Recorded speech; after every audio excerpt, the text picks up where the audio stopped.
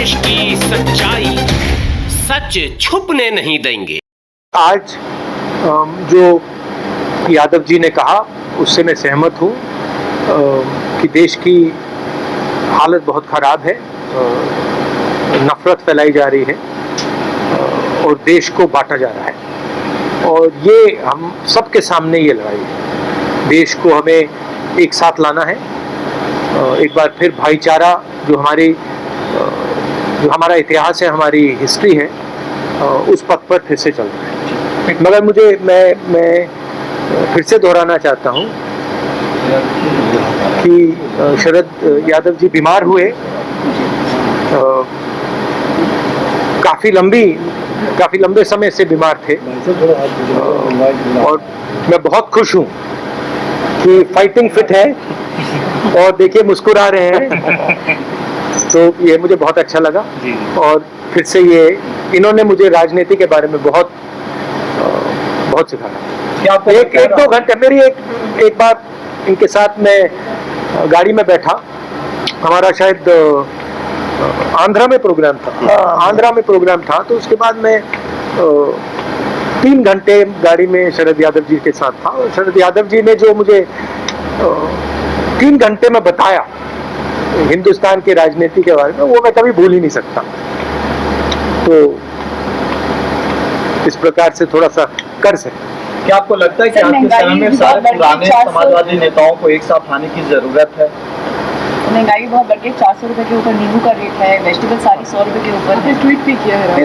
लोग सोचते हैं कि इकोनॉमी जो होती है, महंगाई जो होती है, वो समाज की कंडीशन से अलग होती है। जिस देश में हार्मनी नहीं होती है, शांति नहीं होती है, उस देश में महंगाई बढ़ेगी, उस देश में नफरत बढ़ेगी, इकोनॉमी चल ही नहीं सकती है, रोजगार मिल ही नहीं सकता। अगर देश को मजबूत बनाना है तो सबसे जरूरी चीज शांति, हार्मनी ये है। और बीजेपी के लोग सोचते हैं कि नफरत फैलाकर, लोगों को डराकर, लोगों को मारकर हिंदुस्तान की इकोनॉमी को स्ट्रेंथन किया जा सकता है। गलतफहमी में है। राहुल जी, आप लगातार ये कहते रहे हैं कि इकोनॉमी कोलैप्स होने वाली मौजूदा वक्त की सरकार में। अभी ये खबर प्रधानमंत्री नरेंद्र मोदी की बैठक से बाहर निकली है कि जो हालात मौजूदा वक्त में देश के हैं, वो हालात श्रीलंका जैसे होते जा रहे हैं। यानी श्रीलंका नहीं, मैं आपको ये बता देता हूँ, आप हिंदुस्तान की जो आर्थिक सिचुएशन है, रोजगार की सिचुएशन है, उसको आप अभी इमेजिन ही नहीं कर सकते हो। जो आने वाला है वो आपने अपनी पूरी जिंदगी में नहीं देखा है, क्योंकि इस देश का जो रोजगार का स्ट्रक्चर है, जो रीढ़ की हड्डी है, वो टूट गई है। जो स्मॉल एंड मीडियम बिजनेस हैं, छोटे दुकान चलाते हैं, इनफॉर्मल सेक्टर जो था, ये हमारी रीढ़ की हड्डी है। बड़े बड़े इकोनॉमिस्ट सोचते हैं, ब्यूरोक्रेट सोचते हैं कि इसका कोई मतलब ही नहीं। वो दूसरे देशों को देखकर अपना प्लान बनाते हैं। जैसे प्रधानमंत्री के माइंड में है कि भैया देखो साउथ कोरिया ने क्या किया, हमें भी करना चाहिए। वो बाहर देखते हैं और फिर कहते हैं हाँ, हमें वैसे बनना है। उस प्रकार से काम नहीं हो सकता। हमें सबसे पहले ये पहचानना है कि हम हैं क्या और यहाँ क्या चलता है। तो ये रीढ़ की हड्डी जो इन्होंने तोड़ी है, इसका रिजल्ट अगले 2, 3, 4 साल में आएगा और भयंकर रिजल्ट आएगा। राहुल जी, राष्ट्रपति का चुनाव नजदीक है, विपक्षी पार्टियों के पास उतनी संख्या नहीं है। कहा जा रहा है विपक्षी पार्टी एक साथ एक यूनाइटेड एक उम्मीदवार खड़ा करेंगे। इस तरफ आप लोगों का कुछ है? और क्या इसमें आज कुछ बात हुई? इस पे अभी मैं कोई कमेंट नहीं करूंगा, मैं इसमें जाना नहीं चाहता हूँ। सर, पेट्रोल डीजल का डिस्कशन जो है, महंगाई पर पूरा विपक्ष जो है पूरे बजट सेशन के अंदर मांग रहा था, लेकिन ऐसा नहीं हुआ। एक दिन पहले ही हाउस को सैनिटाइज कर दिया गया। कांग्रेस पार्टी ने तो ये इल्जाम लगा दिया कि सरकार जो है महंगाई के बहस से, चर्चा से डर के भाग गई। देखिए, रियलिटी से कोई नहीं बच सकता। टेम्पररीली मॉडर्न पॉलिटिक्स में रियलिटी से बचने का तरीका मीडिया है। मीडिया को आप 6 महीने, 1 साल, 2 साल, 3 साल मीडिया के थ्रू आप सच्चाई को दबा सकते हो, छुपा सकते हो, मगर जब वो सच्चाई युवा के पेट तक पहुंचती है, युवा के माता पिता के पेट तक पहुंचती है, तो फिर मीडिया उसको नहीं संभाल पाता है। पिछले 2-3 साल मीडिया ने सच्चाई को छुपाया है। हमारे इंस्टीट्यूशंस ने, मीडिया ने, बीजेपी के नेताओं ने, आरएसएस ने सच्चाई को छुपा के रखा है। अब आस्ते आस्ते सच्चाई बाहर निकलेगी। वही हुआ है श्रीलंका में। श्रीलंका में सच्चाई बाहर आ गई, हिंदुस्तान में सच्चाई बाहर आएगी। फर्क क्या है? हिंदुस्तान को बांटा भी गया है। हिंदुस्तान में अलग अलग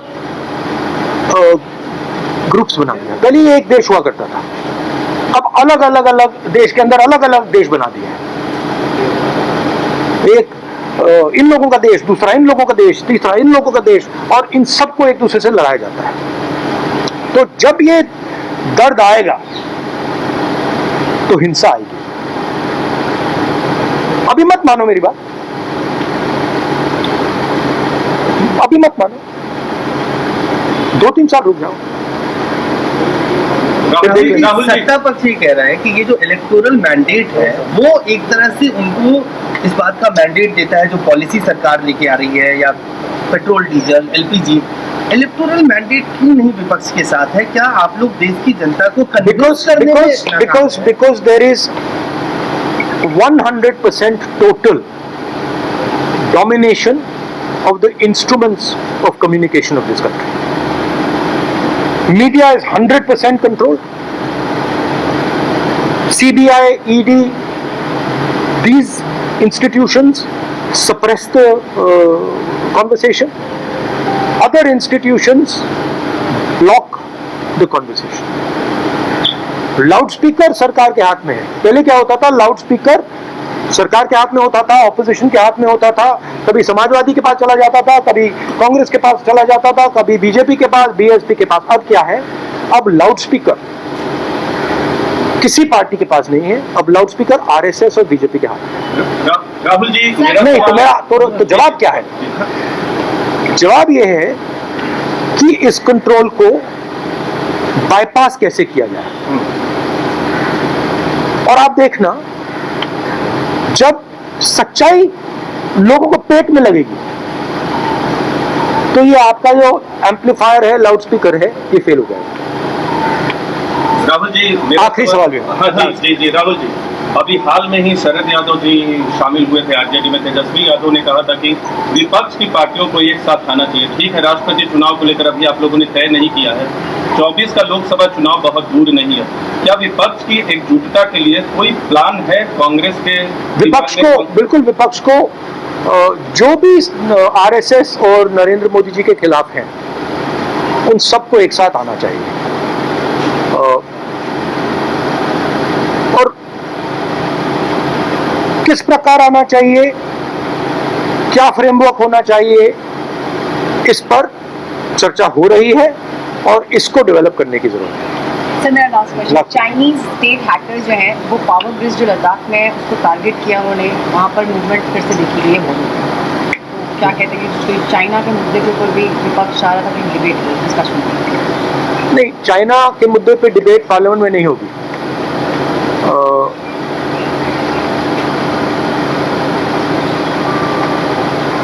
यूक्रेन में, यूक्रेन का प्रिंसिपल क्या है?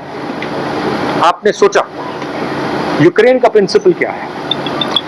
यूक्रेन का प्रिंसिपल यह है कि रूस कहता है कि हम यूक्रेन की टेरिटोरियलिटी को नहीं मानते।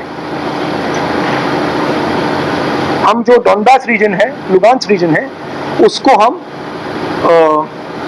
यूक्रेन नहीं मानते। उस बेसिस पे रूस ने यूक्रेन पर आक्रमण किया। आक्रमण का लक्ष्य क्या है? यूक्रेन और नेटो, यूक्रेन और यूनाइटेड स्टेट्स का जो अलायंस है उसको तोड़ने का लक्ष्य है। लॉजिक सही है? यही प्रिंसिपल चाइना हिंदुस्तान में अप्लाई कर रहा है। जैसे उधर उन्होंने कहा है लुगांस्क और डोनेस्क आपका नहीं है, चाइना कह रहा है लद्दाख और अरुणाचल आपका नहीं है, और उन्होंने अपनी ट्रूप्स वहां पे बैठा रखी है। सरकार इसको इग्नोर कर रहा है, मगर मॉडल उधर है, वो मॉडल यहां भी अप्लाई किया जा सकता है।